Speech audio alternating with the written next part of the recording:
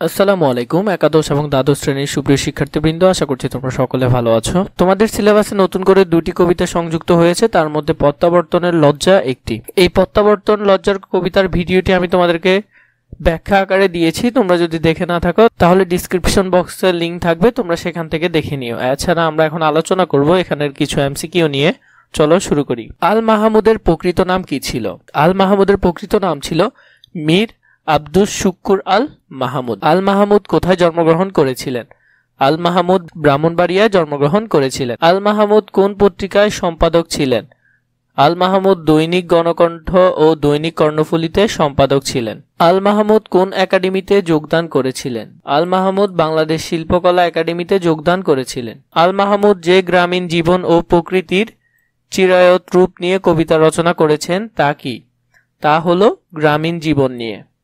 আল মাহমুদ কি ধরনের সাহিত্য রচনা করেছেন? আল মাহমুদ গ্রামীণ জীবন ও প্রকৃতি নিয়ে সাহিত্য রচনা করেছেন। আল মাহমুদ কোন কাব্যগ্রন্থটি রচনা করেছেন? আল মাহমুদ লোকান্তর কাব্যগ্রন্থটি রচনা করেছেন। আল মাহমুদ কোন পুরস্কারটি লাভ করেছিলেন?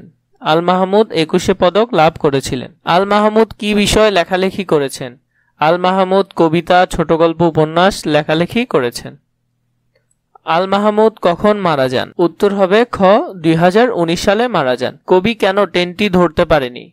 কারণ কবি সময়মতো স্টেশনে পৌঁছাতে পারেনি, তা আমরা কবিতায় দেখেছি। কবিতার ব্যাখ্যাটি প্রয়োজন হলে তোমরা ডিসক্রিপশন বক্সের লিংক পেয়ে যাবে, সেখান থেকে দেখে নিও, তোমাদের জন্য বেশি ভালো হবে।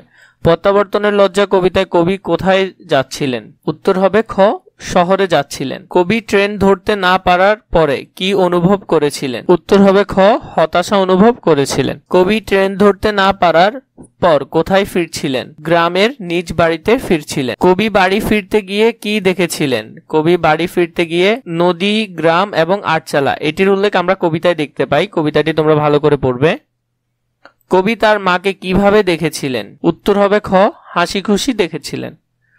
কবির মায়ের প্রতিক্রিয়া কি ছিল? তিনি আনন্দিত হয়ে বললেন। কবি তার মায়ের প্রতি কি অনুভূতি প্রকাশ করেছিলেন? উত্তর হবে স্নেহ। কবি যখন বাড়ি ফিরলেন তার মা কি বললেন? তুমি না থাকলে আমাদের ঘর শূন্য হয়ে যায়। এটি কবিতার শেষের দিকের লাইন। কবি তার পরিবারকে শহরে যাওয়ার বিষয়টি জানাতে চেয়েছিলেন। উত্তর হবে হ্যাঁ, জানাতে চেয়েছিলেন।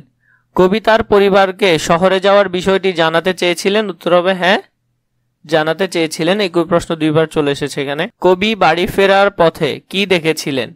তার পরিচিত সে নদী। কবি কিভাবে তার ফিরে আসার লজ্জা মুছে ফেললেন? মায়ের স্নেহে জড়িয়ে। উত্তর হবে খ।